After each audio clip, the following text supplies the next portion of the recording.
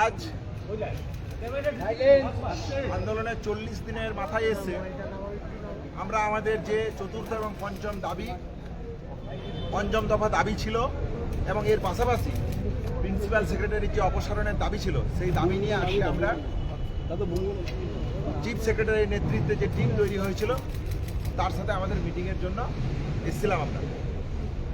আমাদের যা পয়েন্ট ছিল প্রত্যেকটা পয়েন্ট পুঙ্খানুপুঙ্খভাবে আমাদের দাবি জায়গা থেকে আমরা রাখি। কেন রাখি? আমরা মনে করি এই দাবিগুলো যুক্তিসঙ্গত এই জায়গা থেকেই, যাতে দ্বিতীয় অভয়া আর তৈরি না হয় কোনো কলেজের বুকে। এই পরিস্থিতি যেন পশ্চিমবঙ্গের কোনো মেডিকেল কলেজ থেকে শুরু করে যে কোনো কলেজে কখনো পরিলক্ষিত হতে না হয়, সেই জায়গা থেকে, সেই ইম্পর্টেন্সকে, সেই গুরুত্বের জায়গা থেকেই আমরা আজকে এই মিটিংয়ের জন্য এসেছিলাম। আলোচনা সমস্ত দাবি দাবাগুলো নিয়ে হয়েছে। তারা আমাদের যে চতুর্থ এবং পঞ্চম দাবি ছিল সেখানে থ্রেড কালচার থেকে শুরু করে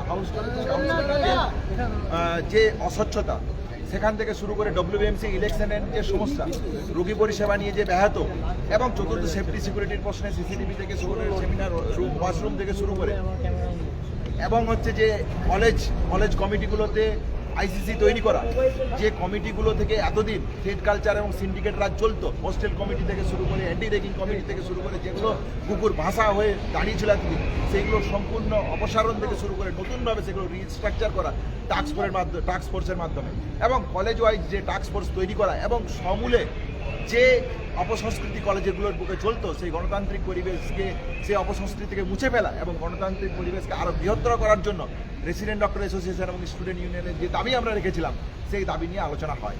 কিন্তু আলোচনার শেষে এবং এর পাশাপাশি এটাও আলোচনা হয় যে রোগী পরিষেবা নিয়ে আমরা যে প্রতিদিন সমস্যার মধ্যে পড়ি, সেই সমস্যা থেকে আমরা যে ঘটনাগুলো মনে করেছিলাম, যে বেডের নিয়ে ট্রান্সপারেন্সি, রেফারাল সিস্টেম নিয়ে ট্রান্সপারেন্সি, ইনফ্রাস্ট্রাকচার গড়ে তোলা, এবং পাশাপাশি যে স্বচ্ছ ট্রান্সফার প্রক্রিয়া, অন্যান্য স্বাস্থ্যকর্মীদের নিয়োগ প্রক্রিয়ার ক্ষেত্রে, হেলথ রিক্রুটমেন্টের ক্ষেত্রে যে সদর্থক ভূমিকা রাজ্য সরকারের নেওয়া উচিত, সেই জায়গাগুলো যদি তৈরি হয় তবেই আমরা একটা হয়তো নতুন স্বাস্থ্য ব্যবস্থা গড়ে তোলার পথে এগিয়ে যেতে পারতাম। যাই হোক, আলোচনা অনেক হয়েছিল, কিন্তু যখন যে জায়গাটা থেকে সমস্যার সৃষ্টি হলো সেটা হলো যখন আমরা চাইলাম যে আলোচনা হলো তার একটা মিনিটস আপনারা আমাদেরকে দিন, মিনিটস যা আলোচনা হলো তার জায়গা দিয়ে, কিন্তু দেখা গেল সেই জায়গায় চিফ সেক্রেটারি স্যার জানালেন যে তিনি এগুলো দিতে পারবেন না। শুধুমাত্র কিছু ন্যূনতম যে প্রতিশ্রুতি, সেই প্রতিশ্রুতি দিয়ে তিনি তার মিনিটস তৈরি করেছিলেন। তিনি বলেছেন আমরা তাতে রাজি হয়নি, আমরা বেরিয়ে এসেছি। তিনি তারপর বলেছেন যে ড্রাফট ফর্মে একটা মেল পাঠানোর জন্য, যে মেলের পেলে উনি হয়তো কাল সকালে যে দাবি দাবাগুলো নিয়ে আলোচনা হয়েছে সেগুলো নিয়ে একটা ডাইরেক্টিভ দেবেন। আমরা সেই ডাইরেক্টিভের অপেক্ষায় আছি। আমরা মনে করি যে এই আন্দোলনের যে ন্যায়সঙ্গতা, 9 তারিখের যে ঘটনাকে সামনে রেখে যে নৃশংসতা পশ্চিমবঙ্গের বুকে উঠে এসছে, তাকে মান্যতা দিয়ে, এবং হসপিটালের মধ্যে যদি নর্মাল পরিবেশ তৈরি করতে হয়, আমাদেরকে আবার কাজে ফিরতে হয়, আমাদের সহপাঠিনীকে যে ঘটনা ঘটেছে তার জন্য তার সুরক্ষা এবং সেফটির প্রসঙ্গ যদি সেই ঘটনা যাতে সুরক্ষিত করতে হয়, সেফটি সিকিউরিটি যাতে সুরক্ষিত করতে হয়, কোনো ছাত্রছাত্রীকে যাতে থ্রেড কালচারের মুখে না পড়তে হয়, আর সেই জন্য আমরা মনে করি এই অ্যাডভার্সিভগুলো, যে ডাইরেক্টিভগুলো আসার কথা সেই ডাইরেক্টিভগুলো নিয়ে আলোচনা করতেছিলাম, এগুলো অত্যন্ত জরুরি।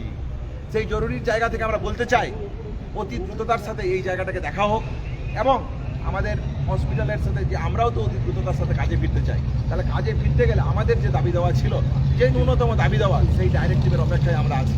আমরা মনে করি যে রাজ্য প্রশাসন যদি আমাদের আন্দোলনের প্রতি সদর্থক থাকেন এবং আমাদের দাবিকে ন্যায়সঙ্গত বলে মনে করেন, আমি মনে করি অতি দ্রুততার সাথে তারা এই পদক্ষেপ গ্রহণ করবেন। আমাদের কর্মবিরতি এবং অবস্থান বিক্ষোভের প্রশ্নে আমাদের যেভাবে কর্মবিরতি এবং অবস্থান বিক্ষোভ চলছিল সেইভাবেই চলবে। আমরা ডিরেক্টিভের অপেক্ষায় আছি। ডিরেক্টিভ দিলে আমরা আমাদের অবস্থান এবং কর্মবিরতি সম্পর্কে সুনির্দিষ্ট দাবি আপনাদের কাছে